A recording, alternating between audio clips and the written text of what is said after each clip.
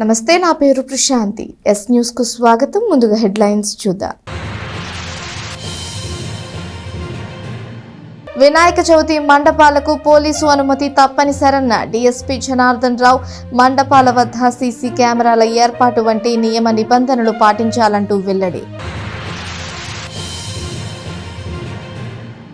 ఐటీఐలో ప్రవేశాల కొరకు 3వసారి దరఖాస్తుకు అవకాశం ఇచ్చిన ప్రభుత్వ పారిశ్రామిక శిక్షణ సంస్థ ఐటీఐ వెబ్సైట్ ద్వారా 26వ తేదీలోగా తమ దరఖాస్తులు పంపాలి అంటూ ప్రిన్సిపల్ రావి చిన్న వెంకటేశ్వర్లు వెల్లడి. ఎంతో వైభవంగా ముగిసిన శ్రావణ మాస ఉత్సవాలు, పలుచోట్ల అన్నదాన కార్యక్రమాలు, అమ్మవార్ల ఆశీర్వచనాన్ని ప్రసాదాన్ని అందుకున్న భక్తులు. వినాయక చవితి ఉత్సవాలకు ముస్తాబవుతున్న తెనాలి. వివిధ రూపాలలో కొలువుదీరిన గణనాథులు, ఉత్సవాలకు తరలుతున్న వినాయకుని ప్రతిమలు. వినాయక చవితి పండుగ సందర్భంగా వినాయకుని మండపాలు పెట్టేవారు పోలీసు శాఖ నుంచి తప్పనిసరిగా అనుమతి పొందాలని డీఎస్పీ జనార్దన్ రావు తెలిపారు. ఇందుకు సంబంధించి నియమ నిబంధనలను నిర్వాహకులు తప్పనిసరిగా పాటించాలని ఆయన తెలియజేశారు. వినాయక చవితి పండుగ వాతావరణం ప్రజల్లో భక్తి భావాన్ని పెంచేలా వినాయక చవితి ఉత్సవాలను మండపాలలో నిర్వహించాలని డీఎస్పీ బి జనార్దన్ రావు వినాయకుని మండపాలు ఏర్పాటు చేసేవారికి సూచించారు. మీడియాతో మాట్లాడుతూ ఆయన వినాయకుని మండపాలు ఏర్పాటు చేసేవారు ప్రభుత్వ నియమ నిబంధనలకు అనుగుణంగా ఏర్పాటు చేయాలని చెప్పారు. మండపాలలో పాటించాల్సిన ఈ నియమ నిబంధనలు, తీసుకోవాల్సిన ముందస్తు జాగ్రత్త చర్యలు గురించి డీఎస్పీ తెలియజేశారు. మండపాల ఏర్పాటుకు ఆన్లైన్ విధానంలో అనుమతులు పొందాలని చెప్పారు. దరఖాస్తు చేసుకున్న వారికి సంబంధిత పోలీసు అధికారి ఆ మండపం ప్రాంతాన్ని పరిశీలించి క్యూఆర్ కోడ్తో కూడిన ఎన్ఓసీని ఇస్తారని చెప్పారు. అగ్నిమాపక, విద్యుత్ శాఖల అనుమతులు తీసుకోవాలని వారు సూచించిన నియమ నిబంధనలకు అనుగుణంగా వినాయక చవితి పందిళ్లు ఏర్పాటు చేసుకోవాలని అన్నారు. మండపాల వద్ద ఇసుక నీళ్లను ఏర్పాటు చేసుకుని తగిన ముందస్తు జాగ్రత్తలు పాటించాలని చెప్పారు. ముఖ్యంగా ఈ సంవత్సరం నుంచి తప్పనిసరిగా సీసీ కెమెరాలు ఏర్పాటు చేయాలని డీఎస్పీ స్పష్టం చేశారు. పెద్ద పెద్ద సౌండ్లతో లౌడ్ స్పీకర్లు పెట్టకూడదని, రాత్రి 10 గంటల తరువాత స్పీకర్లు ఆపేయాలని చెప్పారు. ఇదే విధంగా పలు నియమ నిబంధనలను డీఎస్పీ జనార్దన్ రావు మండపాలు ఏర్పాటు చేసే నిర్వాహకులకు తెలియజేశారు. తెనాలి సబ్ డివిజన్ పరిధిలోని ప్రజలందరికీ ముందుగా వినాయక చవితి శుభాకాంక్షలు. ఈ వినాయక చవితి పండుగ సందర్భంగా మండపాలు ఏర్పాటు చేసే పెద్దలందరికీ, నిర్వాహకులకి కొన్ని సూచనలు, పోలీసు వారి తరఫున సూచనలు, జాగ్రత్తలు దాని పత్రికాముఖంగా తెలియజేయడం జరుగుతుంది. ముఖ్యంగా రాష్ట్ర ప్రభుత్వం వారు ఈ ఉత్సవాల పర్మిషన్లకి గణేష్ ఉత్సవ్.net అనే దానికి ఆన్లైన్లో మీరు అప్లై చేసుకోవచ్చండి. పర్మిషన్లు మీరు ఆన్లైన్లో అప్లై చేస్తే అది మాకు రెఫర్ అయ్యి వస్తాయి.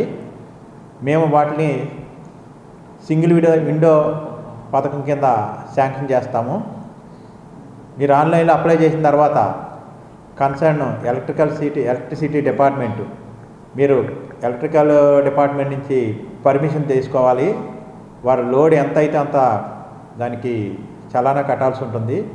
ఫైర్ డిపార్ట్మెంట్ నుంచి కూడా పర్మిషన్ తీసుకొని, ఈ 2 పర్మిషన్లు తీసుకొని మా దగ్గరికి వస్తే మేము ఇమీడియట్గా మీకు పర్మిషన్ శాంక్షన్ చేస్తాం. ఈ పర్మిషన్లో కండిషన్స్ ఏంటంటే, మీరు మండపాల దగ్గర ఎలక్ట్రిసిటీ సంబంధించిన వైర్లు ఏవి కూడా ఓపెన్గా వదలద్దు. తగు జాగ్రత్తలు తీసుకొని ఖచ్చితంగా పాటించాలి. ఎందుకంటే వర్షాలు పడుతున్నాయి. ఆ వర్షాలు పడినప్పుడు ఎక్కడైనా లూజ్ కాంటాక్ట్ ఉండి ఎక్కడైనా వైర్ తెగినా అది మొత్తం కరెంటు షాక్ ఇబ్బంది అవుతుంది. కాబట్టి అందరూ కూడా కరెంటు సంబంధించి నెగ్లిజెంట్గా ఉండొద్దండి. రెండోది, ఫైర్ సేఫ్టీ సంబంధించిన నిబంధనలు, అంటే మండపం దగ్గర నీళ్లు పెట్టుకోవడం, ఇసుక పెట్టడం, ఎక్స్టింగ్విషర్ పెట్టడం, గ్యాస్ పెట్టడం, ఇవన్నీ చేయాలి. మూడోది, సీసీ కెమెరాలు ఏర్పాటు చేయాలండి కంపల్సరీగా. ప్రతి మండపంలో కూడా సీసీ కెమెరా ఏర్పాటు చేయందే ఒప్పుకోరు, దానికి పర్మిషన్ ఇవ్వబడదు. కాబట్టి ఈ సంవత్సరం ప్రతి మండపానికి కూడా సీసీ కెమెరా అనేది కంపల్సరీ చేశారు. దీన్ని మీరందరూ గమనించాలని కోరుకుంటున్నాను. నైట్ టైము యథావిధిగా మీరు రాత్రి వాలంటీర్లు మీరు నైట్ టైం కాపలా పెట్టుకోవాలి. వినాయకుడి పందిరి దగ్గర, విగ్రహాల దగ్గర కాపలా ఉండాలి. ఎటువంటి మద్యం సేవించడాలు ఎటువంటి ఇల్లీగల్ యాక్టివిటీసు, రికార్డింగ్ డ్యాన్సులు ఏమీ అలౌ చేయబడవు. పండగ అంటే పండుగ సందర్భంగా సాంస్కృతిక పరంగా ఉండాలి తప్పితే ఎలాంటి ఇల్లీగల్ యాక్టివిటీస్ చేసినా ఈ కమిటీగా నియమించబడిన 5 మెంబర్లపై చర్యలు తీసుకోబడతాయి. గత సంవత్సరం ఎవరైతే ఈ కేసుల్లో వినాయక పండుగ సందర్భంగా, నిమజ్జనం సందర్భంగా ఎవరైతే కేసుల్లో ఇన్వాల్వ్ అయ్యారో వారందరినీ కూడా ఈ సంవత్సరం ఎంఆర్ఓ గారి దగ్గర, మండల తహసీల్దార్ దగ్గర బైండ్ ఓవర్ చేయడం జరుగుతుంది. అట్లా మీరు పండుగగా చేసుకోండి, కానీ పండుగలో మీరు కేసుల్లో ఇల్లీగల్ యాక్టివిటీలు ఇరుక్కొని దాన్ని పాటు చేసుకోవద్దని పత్రికాముఖంగా తెలియజేస్తున్నాము. డీజేలు బాగా ప్రభావితం చేస్తున్నాయి. ఈ డీజేలు కంట్రోల్లో సౌండ్ ఉండాలి. నిమజ్జనం సందర్భంలో కానీ, మండపాల వద్ద కానీ ఎటువంటి మైకులు ఉన్నా వాటిని రాత్రి 10 లోపే క్లోజ్ చేసేయాలండి అందరూ. మీరు 10 దాటిన తర్వాత ఎవరైనా వాటిని కొనసాగిస్తే ఇమీడియట్గా మర్నాడు వాళ్ళు కోర్టు ముందు కేసు పెట్టి ప్రొడ్యూస్ చేస్తాము.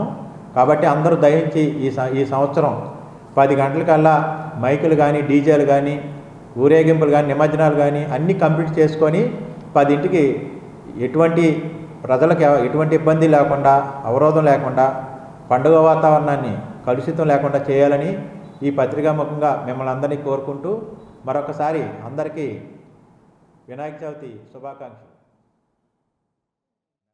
గుంటూరు జిల్లాలోని ప్రభుత్వ ప్రైవేట్ ఐటీఐలో ఈ విద్యా సంవత్సరానికి సంబంధించి 3వ విడత కూడా ఐటీఐలలో ప్రవేశం కొరకు దరఖాస్తు చేసుకునే అవకాశాన్ని 26వ తేదీ వరకు కల్పించినట్లు తెనాలి ఐటీఐ ప్రిన్సిపల్ రావిచిన్న వెంకటేశ్వర్లు తెలిపారు.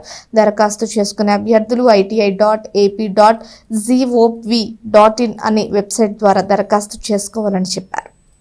తెనాలిలోని ప్రభుత్వ పారిశ్రామిక శిక్షణా సంస్థలోను అలాగే జిల్లా స్థాయి ఐటీఐ నందు 3వ విడత ప్రవేశం కొరకు దరఖాస్తులు తీసుకోవడం జరుగుతుందని తెనాలి ఐటీఐ ప్రిన్సిపల్ రావిచిన్న వెంకటేశ్వర్లు తెలిపారు. ఐటీఐ వెబ్సైట్ ద్వారా దరఖాస్తులను నమోదు చేసుకోవాలని 29వ తేదీ ఉదయం 10 గంటలకు కౌన్సిలింగ్ జరుగుతుందని చెప్పారు. కౌన్సిలింగ్కు వచ్చేవారు తమ సర్టిఫికేట్లని ముందుగానే వెరిఫికేషన్ చేయించుకోవాలని తెలిపారు.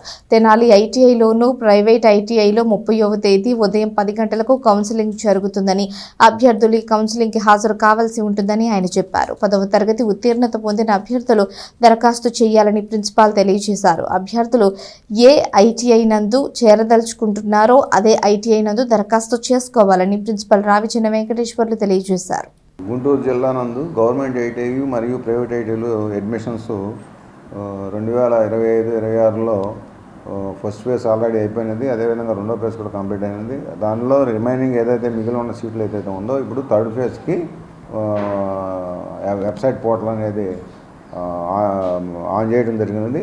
ఆ వెబ్సైట్ iti.nic.in వెబ్సైట్లో మీరు అప్లికేషన్ అనేది 26వ తారీఖు ఈవినింగ్ 5 లోపు సబ్మిట్ చేసుకోవచ్చు. వెరిఫికేషన్ అనేది 27వ తారీఖు వెరిఫికేషన్ చేయించుకోవాలి. ఏ ఐటీఐలో అయితే మీరు అప్లై చేస్తున్నారో, గవర్నమెంట్ కాలేజీలో అయితే గవర్నమెంట్ కాలేజీ ప్రిన్సిపాల్స్ దగ్గర కానీ లేదా కాలేజీ యొక్క మేనేజ్మెంట్ దగ్గర కానీ వచ్చి చేయించుకోవాలి. అదేవిధంగా ప్రైవేట్ కాలేజీని కూడా ఆ కాలేజీకి మీరు కనుక పెట్టుకున్నట్టయితే ఆ కాలేజీ యొక్క మేనేజ్మెంట్ దగ్గరికి వెళ్ళి మీరు అప్లికేషన్ వెరిఫికేషన్ చేయించుకోవాలి. ఏ ఒరిజినల్ సర్టిఫికేట్లు ఆ రోజు తీసుకుని వెళ్ళి వెరిఫై చేసుకోవాల్సి వచ్చింది. అందులో వీటిలో కూడా ప్రైవేట్ కాలేజీల్లో అయితే ఎలక్ట్రికల్, ఫిట్టరు, అదేవిధంగా వెల్డరు, ట్రేడుల్లో, సివిల్లో ఖాళీలు ఉన్నాయి. అదేవిధంగా మెకానికల్ గవర్నమెంట్ వాటిలో అయితే వెల్డింగు అంటే సివిల్, అట్లాగే మోటార్ మెకానిక్ వాటిలో కొన్ని ఖాళీలు ఉన్నాయి. వాటిలో కనుక వెరైజ్ కనుక అయినట్టయితే ఈ అడ్మిషన్ జరిగే డేస్ కనుక మళ్ళీ వెరిఫై చేసుకుంటాం. దాంట్లో ఎవరైనా 1-2 షార్ట్ ఫాల్స్ ఏమైనా ఉంటే కనుక దాన్ని కూడా ఫిలప్ చేసుకోవడానికి ఈ అడ్మిషన్లో మీరు అప్లై కనుక చేసుకున్నారు. వృద్ధాప్యంలో అందున ఒక కాలు సహకారంతో భిక్షాటన చేసుకుని జీవితం గడుపుతున్న వృద్ధిని చూసి చెల్లించిన హెల్పింగ్ సోల్జర్స్ వృద్ధుడికి ట్రై సైకిల్ ని దాతల సహకారంతో అందజేశారు. స్థానిక చంద్రబాబు నాయుడు కాలనీలో గురువారం ట్రై సైకిల్ ని ఆయనకు అందజేశారు. హెల్పింగ్ సోల్జర్స్ చేస్తున్న సేవా కార్యక్రమంలో భాగంగా స్థానిక చంద్రబాబు నాయుడు కాలనీలో నివాసం ఉంటున్న పోలయ్య అనే వృద్ధుడికి షుగర్ వ్యాధి కారణంగా సగం కాలు తొలగించారు. దీంతో పోలయ్యకు జరుగుబాటు లేకపోవడంతో భిక్షాటన చేసుకుని వచ్చిన దాంతో జీవనం గడుపుతున్న పోలయ్యను చూసి హెల్పింగ్ సోల్జర్స్ ట్రై సైకిల్ ఇవ్వాలనుకున్న నేపథ్యంలో కాట్రగడ్డ ప్రపుల్లా చందు జ్ఞాపకార్థం ఆయన కుమారుడు విజయ్ ట్రైసైకిల్ అందించారు. ఈ సందర్భంగా హెల్పింగ్ సోల్జర్స్ ప్రతినిధి షేక్ ఇనయతుల్లా ట్రైసైకిల్ ఇచ్చిన విజయ్కు ధన్యవాదాలు తెలిపారు. ఈ కార్యక్రమంలో జాస్తి మోహన్ రావు, వాణి, ఫణి, త్రిశాంత్, శివ పాల్గొన్నారు. అందరికీ నమస్కారం. వీడియోలో కనిపిస్తున్న ఈ పెద్దాయన పేరు పోలయ్య గారు. అనారోగ్య పరిస్థితి కారణంగా షుగర్ వచ్చి సగం పైగా కాలు తీసేశారు. ఈయన ఇంట్లో జరగక రోడ్డు మీద భిక్షాటన చేసుకొని వచ్చిన దాంతో కడుపు నింపుకుంటున్న పరిస్థితి. కనీసం ముందు వెనక పట్టించుకునే నాదుడు లేడు. నువ్వు అలా రోడ్డు మీద బెగ్గింగ్ చేసుకోబాక బాబాయ్, నీకు కావాల్సిన బియ్యం వస్తువులు నేను సహాయం చేస్తా, నీ ఆరోగ్య పరిస్థితి చూస్తే నువ్వు ఇలా ఉన్నావు, ఈ టైంలో నువ్వు వచ్చి రోడ్డు మీద బెగ్గింగ్ చేసుకొని కరెక్ట్ కాదు అని ఆయనకి కావాల్సిన బియ్యం వస్తువులు సహాయం చేశాము. మేము బియ్యం వస్తువులు సహాయం చేసే క్రమంలో నాకు ఒక ట్రైసైకిల్ సహాయం చేయండి అయ్యా, 3 చక్రాల బండి అంటే, సరే బాబాయ్ నీకు మాట ఇస్తున్నాను, నేను తప్పకుండా సహాయం చేస్తానని చెప్పాము. 2 రోజుల్లో ఆయనకి కావాల్సిన ట్రైసైకిల్ సహాయం చేయడం జరిగింది. ఈ కార్యక్రమానికి సహకరించిన మా విజయ్ అన్న వాళ్ళ నాన్నగారి పేరు కాట్రగడ్డ ప్రఫుల్ చంద్ గారి జ్ఞాపకార్థం సందర్భంగా ఆ బాబాయ్కి ట్రైసైకిల్ సహాయం చేయడం జరిగింది. ఇదే కాకుండా మేము చేస్తున్న సేవా కార్యక్రమాలన్నిటికీ సహకరిస్తున్న విజయన్నకు మరియు వాళ్ళ కుటుంబ సభ్యులకు హెల్పింగ్ సోల్జర్స్ స్వచ్ఛంద సేవా సంస్థ నుంచి హృదయపూర్వక ధన్యవాదాలు తెలియజేస్తున్నాము. రాబోయే రోజుల్లో ఆ దేవుని చల్లని ఆశీస్సులతో దాతలందరి సహాయ సహకారంతో మరెన్నో గొప్ప గొప్ప సేవా కార్యక్రమాలు నిర్వహిస్తామని తెలియజేస్తున్నాను. తెనాలిలోని శ్రీమతి శ్యామల రత్తమ్మ మరియు doctor major Kakumanu Ullakki IMA memorial hall నందు డాక్టర్ కొత్త రవీంద్రబాబు స్మారక గోల్డ్ మెడల్ ప్రదానం, ఎండోమెంట్ లెక్చర్ కార్యక్రమం జరిగింది. ఈ కార్యక్రమానికి ముఖ్య అతిథిగా గుంటూరులోని ప్రముఖ యూరాలజిస్టుగా పనిచేస్తున్న డాక్టర్ చేబ్రోలు విశ్వేశ్వరరావుకు గోల్డ్ మెడల్ అందజేశారు. IMA Tenali branch president doctor K Anil Kumar మాట్లాడుతూ డాక్టర్ కొత్త రవీంద్రబాబు తెనాలిలో ప్రముఖ వైద్యుల్లో ఒకరని తెలిపారు. తన ప్రాక్టీస్ మొదట్లో ఆయన ఎంతో సహాయం చేశారని తెలిపారు. జనరల్ సర్జరీ అంటే కొత్త రవీంద్రబాబు అనే విధంగా అంతగా పేరు తెచ్చుకున్నారని ఆయన సేవలను కొనియాడారు. ఐఎంఏ తెనాలి బ్రాంచ్ వైద్యులకు నిరంతరం కొత్త విజ్ఞానాన్ని మరియు టెక్నాలజీని అందించడమే ప్రస్తుత ఎగ్జిక్యూటివ్ కమిటీ లక్ష్యంగా పెట్టుకుందని తెలిపారు. Doctor G Madhu Prabhakar Babu IMA Tenali branch general secretary మాట్లాడుతూ కొత్త రవీంద్రబాబు జనరల్ సర్జరీ విభాగంలో తెనాలి ప్రాంత ప్రజలకు 1970 నుంచే సేవలు అందించడం మొదలుపెట్టారని, ఆయన సేవలకు ఎంతో గుర్తింపు వచ్చిందని తెలిపారు. ఆయన తదనంతరం ఆయన వారసులు కూడా ఇదే వృత్తిలో కొనసాగడం చాలా సంతోషకరమైన విషయమని అన్నారు. IMA Tenali branch vice president doctor Pavani Priyanka మాట్లాడుతూ డాక్టర్ విశ్వేశ్వరరావు చాలా సీనియర్ వైద్యులని, యూరాలజీ అనే పదం తెలియనప్పుడే గుంటూరులో ఆయన యూరాలజీ డిపార్ట్మెంట్లో ఎన్నో సేవలు అందించారని తెలిపారు. ఐఎంఏ తెనాలి బ్రాంచ్ కోశాధికారి డాక్టర్ కె శ్యామ్ ప్రసాద్ మాట్లాడుతూ డాక్టర్ కొత్త రవీంద్రబాబు పాత తరం వైద్యులని, చాలా ప్రముఖ వైద్యులని, తమలాంటి ఎంతో మంది జూనియర్ వైద్యులకు ఆయన స్ఫూర్తిదాయకంగా నిలిచారని తెలిపారు. ముఖ్యంగా తన తండ్రి సాంబశివరావు ఆయన సమకాలీకులని తెలిపారు. ఈ కార్యక్రమంలో తెనాలిలోని ప్రముఖ వైద్యులైన డాక్టర్ దక్షిణమూర్తి, డాక్టర్ కోటి నాగయ్య, డాక్టర్ గంట నరసింహారావు, డాక్టర్ కొత్త రవీంద్రబాబు కుమారులు కొత్త శశికిరణ్, కొత్త రవికిరణ్ మరియు మనవలు doctor Seshagirirao, doctor Neelima, doctor Koteswara Prasad ఈ కార్యక్రమంలో పాల్గొన్నారు. We have seen a CM also, we have not seen. We learned from the workshops, we attended in Nadia. So just by seeing, there are no YouTubes and other things, nobody is there to tell us. We observed in 1 or 2 people, luckily we learned the technique. So I could train all the urologists at the time, Vijayawada, Khammam, Warangal, Ongole, so many people. Many people got benefited because of me. I am proud of them because I am interested in academics, but I could not join in academics because of some other problems. I started only with homeopathy, and I also got involved in many workshops where I demonstrated PCNL, TURPs and things to the youth. ఇవాళ 20th August నాందు Shri Shyamala Ratnamma doctor major Kakumani Ullakki గారి memorial IMA hall నందు doctor Kotha Ravindrababu గారు, ప్రముఖ వైద్య నిపుణులు doctor Kotha Ravindra Babu గారిని స్మరించుకుంటూ వారి జయంతిని మనం ఇవాళ గుర్తు చేసుకుంటూ గోల్డ్ మెడల్ ఓరేషన్ లెక్చర్ నిర్వహించడం జరిగింది. ఈ సంవత్సరం గోల్డ్ మెడల్ ఓరేషన్ లెక్చర్ని ప్రముఖ శస్త్రవైద్య నిపుణులు, ఇదేంటి యూరాలజీ శస్త్రవైద్యం అంటే మూత్రకోశ నాళాల శస్త్రవైద్య నిపుణులైన డాక్టర్ చేబ్రోలు విశ్వేశ్వరరావు గారికి, ఎంఎస్ఎంసిహెచ్ గారికి బహుకరించడం జరిగినది. ఈ సిఎంఈ నందు, ఈ గోల్డ్ మెడల్ లెక్చర్ నందు డాక్టర్ విశ్వేశ్వరరావు గారు ఎన్నో మూత్రకోశ నాళాలకు సంబంధించిన ఆ జబ్బులు, వాటి ట్రీట్మెంటు, శస్త్రచికిత్సలు, కిడ్నీలో రాళ్ళు ఎందుకు వస్తాయి, వాటిని ఎట్లా నివారించడం, వాటికి షుగర్కి ఉన్న సంబంధం, ఎలా మన పేషెంట్లకు అతి తక్కువ ఖర్చులో త్వరగా వైద్యం చేయించడం గురించి, మరియు మోడర్న్ ఎక్విప్మెంట్ అంటే పరికరాల గురించి సుదీర్ఘంగా డిస్కస్ చేయడం జరిగింది.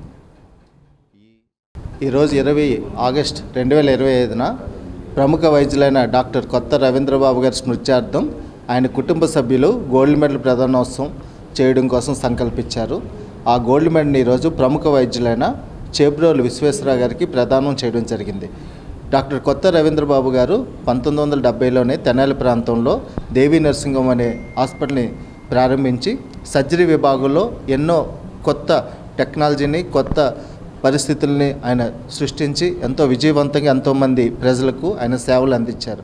ఆయన కుటుంబం మొదటి తరం, రెండో తరం కొత్త రవీంద్రబాబు గారి జ్ఞాపకార్థం ఇవాళ gold medal memorial oration lecture జరుగుతుంది. ఈ గోల్డ్ మెడల్ మనం ప్రతి సంవత్సరం ఈ లెక్చర్ జరుపుకుంటాము. మనకి వైద్య విధానంలో కొత్త ఆధునిక విధానాల గురించి మన న్యూ డాక్టర్స్ మనకి చెప్తూ ఉంటారు. అయితే మీకు అందరికీ తెలుసు, తెనాలి ఐఎంఏ ఎప్పుడు సేవా దృక్పథంతో చాలా ముందుకు వెళ్తుంది. రెగ్యులర్గా ఈ సిఎంఈస్ జరగటం అనేది ఇక్కడ చూస్తున్నామండి. జనరల్గా సిఎంఈస్ అంటే కంటిన్యూస్ మెడికల్ ఎడ్యుకేషన్ కొన్ని బ్రాంచెస్లో రెగ్యులర్గా ముందుకు వెళ్ళదు. మన తెనాలి ఐఎంఏలో ప్రతి నెల ఖచ్చితంగా 1 లేదా 2 సిఎంఈస్ జరుపుతూ ఉంటారండి. దీని అందరికీ ముఖ్య కారణమైన మన ప్రెసిడెంట్ గారు అనిల్ గారు మరియు ప్రభాకర్ గారు, మధు ప్రభాకర్ గారు, సెక్రటరీ గారు, వీళ్ళిద్దరూ చాలా ఉత్సాహంగా ఈ సిఎంఈస్ని నడిపిస్తున్నారు.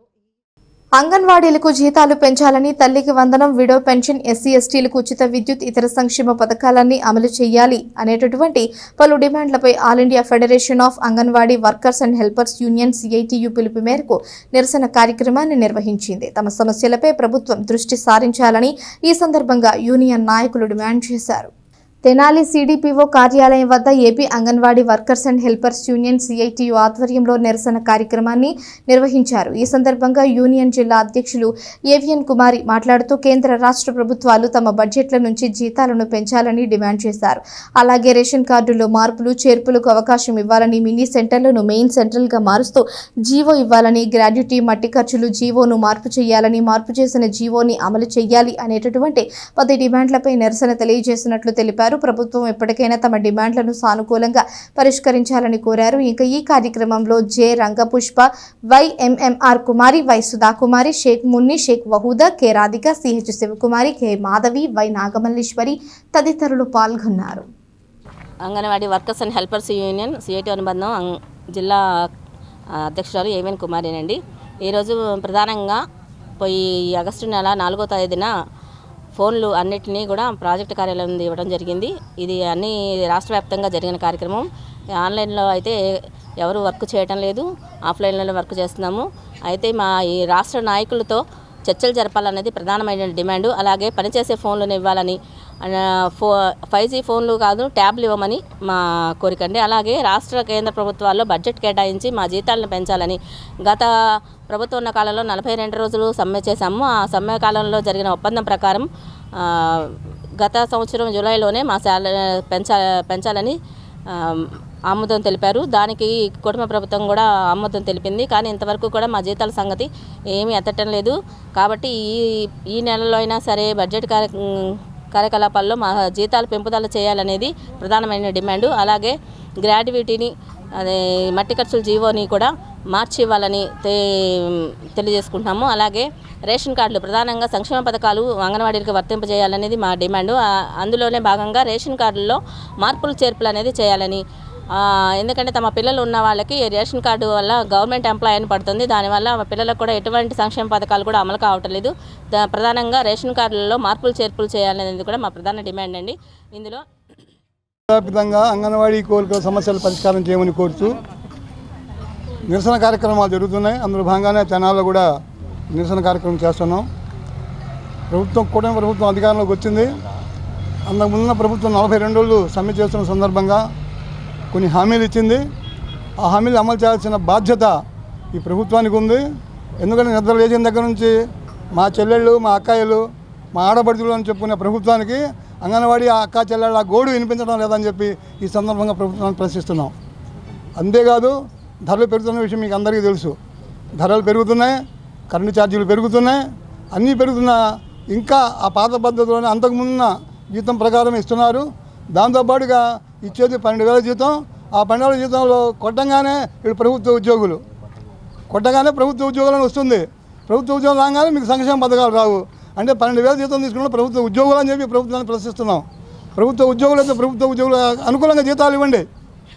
అలా ఇవ్వకుండా మీరు కేవలం అక్కడనేమో యాప్లోనేమో ప్రభుత్వ ఉద్యోగులను పేరు పెట్టి అక్కా చెల్లెలకు సంక్షేమ పథకాలు ఇస్తున్నామని చెప్పి ప్రచారం దానివల్ల ఉపయోగం ఉంది. కనుక ప్రభుత్వం అధికారంలో రావంటే అంగన్వాడీ అక్కా చెల్లెలు ఓటీసీ ఓటే బట్టే మీరు అధికారంలోకి వచ్చారు. ఇప్పుడు సంవత్సరం దాటిపోయింది. ఇప్పుడైనా కళ్ళు తెరిచి వాళ్ళ సమస్యలను పరిష్కారం చేయండి. ఫోన్లు ఇచ్చారు, ఫోన్లు పనిచేయడం లేదు. పనిచేయడం చెప్పి ఫోన్లు రిటర్న్ చేసేసారు. ట్యాబ్లు ఇస్తామన్నారు, ఇచ్చేంతకాలం అయింది. మరి ఇప్పుడు దాకా ఎందుకు ఇవ్వలేదు? ఇదిగో ఇస్తాం, అదిగో ఇస్తామంటారు. ఇవ్వరు. ఎన్నిసార్లు చర్చలకు వెళ్ళినా కానీ పరిష్కారం అయిపోయింది చెప్పి చెప్తారు, పరిష్కారం మాత్రం చేయరు. చూసి కళ్ళు పోతున్నాయి. అంటే చివరి గుడ్డివాళ్ళు అయిపోతున్నారు అన్నమాట. మీ చెల్లెళ్ళు అక్కాయిలు మొత్తం గుడ్డివాళ్ళైన దాకా చూస్తూ ఉంటారా? ట్యాబ్లు ఇస్తారా? మంచి ఫోన్లు ఇస్తారా? మీరు ఆలోచించాలి. అలాగే మట్టి ఖర్చు జీవో దాన్ని మార్పు చేయమని అడుగుతున్నాం. అది మార్పు చేయరు. మాటలతో కాలం గడవడం, టీవీలో పత్రికలు కూడా ఏదో చేస్తున్నట్టుగా ఏదో చేస్తున్న ప్రచారం చేసుకోవడం తప్ప వాస్తవంగా కింద స్థాయిలో ఉన్న కార్మికులు ఏమి చేయడం లేదు. కనుక వెంటనే ప్రభుత్వం ఏ శుభకార్యం జరిగినా ముందుగా పూజించేది విఘ్నేశ్వరుణ్ణే. ఆ విఘ్నేశ్వరుణ్ణి కొలిచే పండుగ వినాయక చవితి పండుగ వస్తుంది అంటే చిన్న పెద్ద యువకులు సమూహంగా ఏర్పడి విఘ్నాలను తొలగించే విఘ్నేశ్వరుని ఉత్సవాలకు సిద్ధమవుతారు. ఆ ఉత్సవాలు జరిపించుకునే గణేశుడు కూడా భక్తుల పూజలకు సిద్ధమవుతున్నాడు. దీనిపై ఎస్ న్యూస్ రిపోర్ట్. తెనాలి పట్టణం వినాయక చవితి ఉత్సవాలకు ముస్తాబవుతోంది. 27వ తేదీన వినాయక చవితి పండుగ సందర్భంగా మండపాలు ఏర్పాటు చేసేందుకు యువకులు సన్నద్ధమవుతున్నారు. అందరి అభీష్టుడైన వినాయకుని ఉత్సవాలు వైభవంగా చేసేందుకు పలు చోట్ల ఇప్పటికే మండపాలని సిద్ధం చేస్తున్నారు. భక్తుల నుంచి పూజలు అందుకునేందుకు వినాయకుని ప్రతిరూపాలు రూపుదిద్దుకుంటున్నాయి. 6 అడుగుల నుంచి 16 అడుగుల వరకు వినాయకుని విగ్రహాలు, వివిధ రూపాలలో వినాయకుని విగ్రహాలు భక్తుల కోసం సిద్ధంగా ఉంచారు. 3-4 నెలల నుంచి వినాయకుని ప్రతిమల తయారీ రూపుదిద్దుకుంటున్న తరుణంలో తెనాలి పరిసర గ్రామాల నుంచే కాక ఇతర ప్రాంతాల నుంచి ముందుగానే తమ ఇష్ట విఘ్నేశ్వరుడు ప్రతిరూపం ఈ విధంగా ఉండాలని కోరుతూ ఆర్డర్లు ఇచ్చి వెళ్లిన వారు, ఉత్సవాలకు సిద్ధమైన వారు తమ వినాయకుడిని చూసి మురిసిపోతున్నారు. ప్రభుత్వం ఒకవైపు కెమికల్ రంగులు, ప్లాస్టర్ ఆఫ్ ప్యారిస్ వాడవద్దని చెబుతున్నా కొన్ని చోట్ల అవి వాడుతున్న సంఘటనలు కనిపిస్తున్నాయి. ఈసారి వినాయక చవితి ఉత్సవాలు పెద్ద ఎత్తున జరిగేందుకు ప్రజలు ఉత్సాహం చూపిస్తున్నారు. వినాయక విగ్రహాల తయారీకి పేరు ఉన్న సుల్తానాబాద్లో యువకుల సందడి నెలకొంది. సంఘం జాగర్లముడిలో 40 సంవత్సరాలుగా గణేష్ ఉత్సవాలు నిర్వహిస్తున్న శ్రీరామ గణేష్ యూత్ ఉత్సవ కమిటీ భారీ వినాయకుడిని క్రేన్ ద్వారా ట్రాక్టర్ పై ఎక్కించి జై గణేష్, జై శ్రీరామ అంటూ ఉత్సాహంగా తీసుకువెళ్లారు. అలాగే పలువురు ఉత్సవ నిర్వాహకులు కూడా తమ వినాయకుడి విగ్రహాలని తీసుకువెళ్లారు. ఈ సందర్భంగా కమిటీ సభ్యులు గోపి మాట్లాడుతూ 40 సంవత్సరాలుగా సంఘం జాగర్లమూడి గ్రామంలో గణేష్ ఉత్సవాలు పెద్ద ఎత్తున నిర్వహిస్తున్నామని చెప్పారు. 8 అడుగుల నుంచి వినాయకుని విగ్రహాలు తీసుకువెళ్లేవారమని ఈ సంవత్సరం భారీ వినాయకుడిని తీసుకువెళుతున్నట్లు చెప్పారు. ఇంతకు ముందు హైదరాబాద్, విజయవాడ వంటి ప్రాంతాల్లో తీసుకువచ్చేవారమని నేడు సుల్తానాబాద్లోని తమకు కావలసిన భారీ విగ్రహం లభించిందని చెప్పారు. విగ్రహాలు తయారీదారులు చంద్రిక మాట్లాడుతూ గత 14 సంవత్సరాలుగా వినాయకుని విగ్రహాలు రూపొందిస్తున్నామని, వివిధ రూపాలలో విగ్రహాలని రూపొందించి విక్రయిస్తూ ఉంటామని చెప్పారు. తెనాలి ప్రాంతం నుంచే కాక దూర ప్రాంతాల నుంచి కూడా వచ్చి తమ వద్ద విగ్రహాలు కొనుగోలు చేస్తూ ఉంటారని చెప్పిన చంద్రిక గత సంవత్సరం తీవ్రంగా నష్టపోయామని అన్నారు. వర్షాలు పడితే విగ్రహాలు కొనుగోలు తక్కువగా ఉంటుందని, దాంతో నష్టం వస్తుందని చెప్పారు. విగ్రహాలు తయారీకి 25 మంది కార్మికులు పనిచేయాల్సి ఉంటుందని ఆమె అన్నారు. మొత్తం మీద 150 నుంచి 200 విగ్రహాలు తాము తయారు చేశామని, వర్షాలు రాకుండా ఉంటే ఇబ్బంది ఉండదని చంద్రిక పేర్కొన్నారు. గణనాయకాయ గణదైవతాయ గణాధ్యక్షాయ ధీమహి గుణశరీరాయ గుణమండితాయ గుణేశానాయ ధీమహి గుణాతీతాయ గుణాధీశాయ గుణప్రవిష్టాయ ధీమహి एकदन्ताय वक्रतुण्डाय गौरीतनयाय धीमहि गजेशानाय भालचन्द्राय श्रीगणेशाय धीमहि. నా పేరు గోపి అండి. సంగం జాలముడి గ్రామం నుంచి వచ్చాం. శ్రీరామ గణేష్ యూత్ ఆధ్వర్యంలో గత 40 సంవత్సరాలుగా అంగరంగ వైభవంగా జరుపుకుంటున్న ఈ వినాయక చవితి మహోత్సవాలు ఈ సంవత్సరం 41వ సంవత్సరం ఇంకా అంతకు మించి అంగరంగ వైభవంగా జరుపుకోవడానికి, అలాగే వినాయక చవితి బొమ్మలు ప్రతి సంవత్సరం కూడా విజయవాడ, హైదరాబాద్ లాంటి నగరాల్లో భారీ విగ్రహాలు దొరికాయి. అలాంటిది ఈ సంవత్సరం తెనాల్లో సుల్తానాబాదు వీధులు ఇంకా భారీ విగ్రహాలు ఏర్పాటు చేయడం జరిగింది. అలాగే ఈ సంవత్సరం మేము ఈ గన్నాథుని మేము తీసుకెళ్ళడం జరుగుతుంది. ఈ గన్నాథుని విగ్రహం ఎత్తు 14.5 అడుగుల వరకు ఉంది. ఈ సంవత్సరం కూడా అదేవిధంగా ప్రతి సంవత్సరం లాగే 41వ వార్షికోత్సవం కూడా అంగరంగ వైభవంగా జరుపునున్నాం. దాదాపుగా 8 అడుగుల విగ్రహం నుండి మొదలు పెట్టుకొని ఈ రోజున 14-15 అడుగుల ఎత్తు వరకు మేము విగ్రహాలు పెడతాం జరుగుతుంది. చేసుకుంటూ వస్తున్నామండి. ఒక వినాయక చవితి అంటే నెల రోజులు ఉందనంగా ఇక అక్కడి నుంచి ఈ చుట్టుపక్కల ఊర్ల నుంచి చాలా దూరాల నుంచి అండి, ఒంగోలు, ఏలూరు, గుంటూరు, విజయవాడ, తుమ్మరికోట, ఇలా చాలా ఊర్ల నుంచి చాలామంది వచ్చి వినాయకుడి విగ్రహాలు చాలా బాగున్నాయి, చాలా మన్నికగా తయారు చేస్తున్నారు, అందంగా ఉంటాయని చెప్తారు. చాలా బాగా వాళ్ళకి రీజనబుల్గానే అందిస్తామండి. ఒక విగ్రహం అంటే అండి పూర్తి ఆకారం పొందడానికి 6 నెలలు పడుతుందండి. అంటే ఒకేసారి ఒక విగ్రహం తయారవ్వదు కదండి. ఒక్కొక్క బొమ్మ ఒక్కొక్క రోజు కొన్ని బొమ్మలు తయారు చేసి వాటిని విడివిడిగా పార్ట్స్గా తయారవుతుంది అన్నమాట. అవన్నీ ఏకంగా మార్చి విగ్రహం ఒక రూపం కృతి చెందిద్ది. అలా రావడానికి మినిమం 6 నెలలు టైం పట్టిద్ది.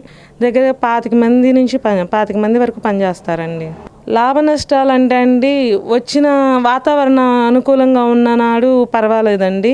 ఇప్పుడు పోయిన సంవత్సరం వరదలు వచ్చి బాగా ఊళ్ళ మీద కాలువలు తెగినాయి అట్లా అని చెప్పేసి చాలా వరకు వినాయకుడి చవితి లేదు. ఈ సంవత్సరం కూడా కొంచెం వాతావరణం ఇబ్బందిగానే ఉంది.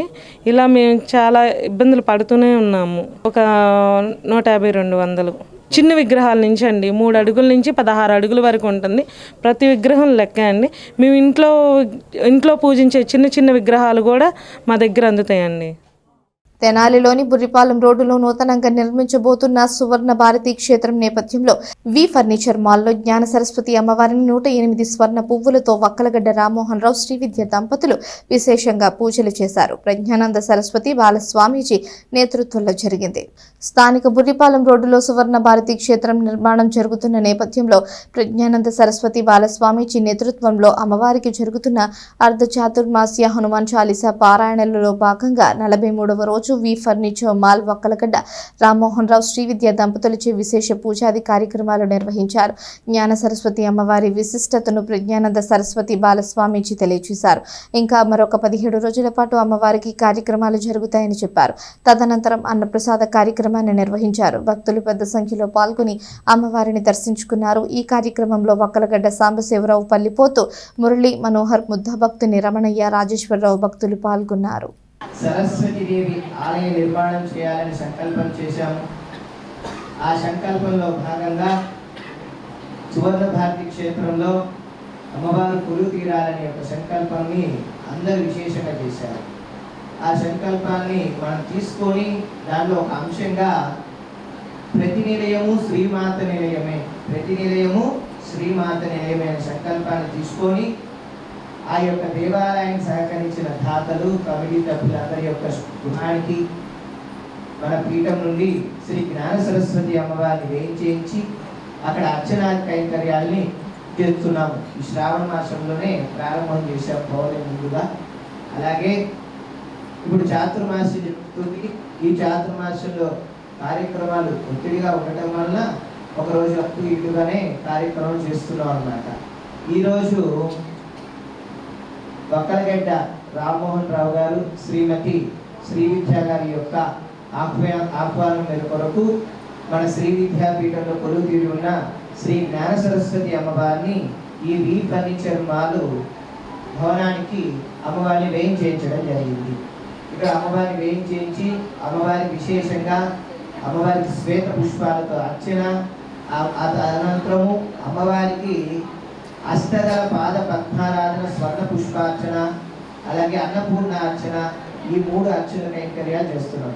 మహాలక్ష్మి, మహాకాళి, మహాసరస్వతి స్వరూపంగా పరదేవత యొక్క ఆరాధన చేస్తున్నాము.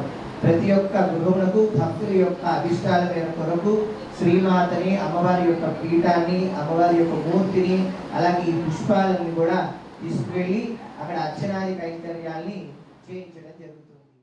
తెనాలిలోని నాసర్పేటలో గల శ్రీ మహాలక్ష్మమ్మ చిట్టు దేవతా మందిరం నందు శ్రావణ మాసం ముగింపు సందర్భంగా విశేషంగా పూజాది కార్యక్రమాలు నిర్వహించారు.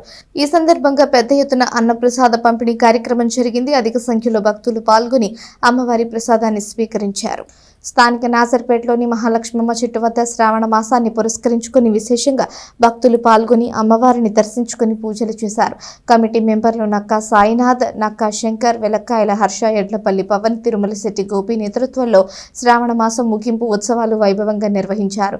విశేష పూజలు అనంతరం పెద్ద ఎత్తున అన్నప్రసాద కార్యక్రమాన్ని నిర్వహించారు. ఈ కార్యక్రమంలో స్థానికంగానే కాక నాసర్పేట ప్రాంత భక్తులే కాక పరిసర ప్రాంత భక్తులు కూడా పాల్గొని అమ్మవారిని దర్శించుకుని అన్నప్రసాదాన్ని స్వీకరించారు. మహాలక్ష్మమ్మ చెట్టు దేవతా మందిరం దగ్గర 4వ శుక్రవారం పూర్తయింది. 5వ శుక్రవారం రేపు అమావాస్య 11:50 అమావాస్య వస్తుంది కాబట్టి 5వ వారం కూడా శుక్రవారం చేసుకుంటాము. అయితే ఈరోజు గురువారం 21వ తారీఖు గొప్ప కార్యక్రమం జరుగుతుంది, అన్నదాన కార్యక్రమం జరుగుతుంది. భక్తులందరూ కూడా చక్కగా వచ్చి అమ్మవారి ప్రసాదం అలాగే స్వీకరిస్తున్నారు.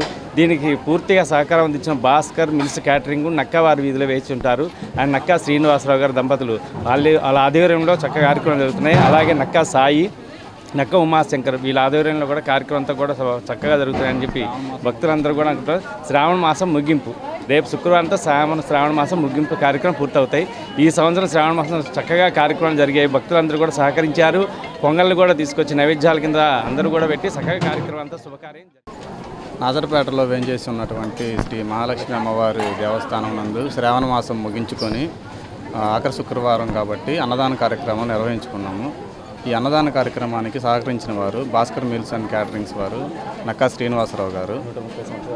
దాదాపు ఒక 130 సంవత్సరాల క్రితం నుండి ఈ గుడికి ఈ పేరు ఉంది. నాజర్పేటలో శ్రీ మహాలక్ష్మి అమ్మవారు అంటే చాలా గొప్ప విశేషం కలిగిన తల్లి. భక్తులు ఈ కార్యక్రమానికి విచ్చేసి ఈ కార్యక్రమాన్ని ఎంతో జయప్రదం చేశారు. ప్రతి ఏటా శ్రావణ మాసం 4 శుక్రవారాలు ఇక్కడ కార్యక్రమాలన్నీ గొప్పగా చేసుకుంటాము. 4వ శుక్రవారం పొంగళ్ళు ఈ తప్పెట్లతో కార్యక్రమం నిర్వహించుకొని ముగింపు తర్వాత ఇలా అన్నదాన కార్యక్రమం చేసుకుంటాము. ఈ అన్నదాన కార్యక్రమానికి సుమారు దాదాపు 2500 నుండి 3000 వరకు జనం వచ్చి ఈ కార్యక్రమాన్ని ఎంతో దిగ్విజయం చేశారు. ఈ కార్యక్రమాన్ని ఇంతటి ఘనంగా జయప్రదం చేసినందుకు భక్తులందరికీ హృదయపూర్వక కృతజ్ఞతలు. వార్తలు ముగించే ముందు హెడ్లైన్స్ మరోసారి. వినాయక చవితి మండపాలకు పోలీసు అనుమతి తప్పనిసరన్న డీఎస్పీ జనార్దన్ రావు. మండపాల వద్ద సీసీ కెమెరాల ఏర్పాటు వంటి నియమ నిబంధనలు పాటించాలంటూ వెల్లడి. ఐటీఐలో ప్రవేశాల కొరకు 3వసారి దరఖాస్తుకు అవకాశం ఇచ్చిన ప్రభుత్వ పారిశ్రామిక శిక్షణా సంస్థ ఐటీఐ వెబ్సైట్ ద్వారా 26వ తేదీలోగా తమ దరఖాస్తులు పంపాలి అంటూ ప్రిన్సిపల్ రావి చిన్న వెంకటేశ్వర్లు వెల్లడి. ఎంతో వైభవంగా ముగిసిన శ్రావణ మాస ఉత్సవాలు, పలుచోట్ల అన్నదాన కార్యక్రమాలు, అమ్మవార్ల ఆశీర్వచనాన్ని ప్రసాదాన్ని అందుకున్న భక్తులు. వినాయక చవితి ఉత్సవాలకు ముస్తాబవుతున్న తెనాలి. వివిధ రూపాలలో కొలువుదీరిన గణనాథులు, ఉత్సవాలకు తరలుతున్న వినాయకుని ప్రతిమలు.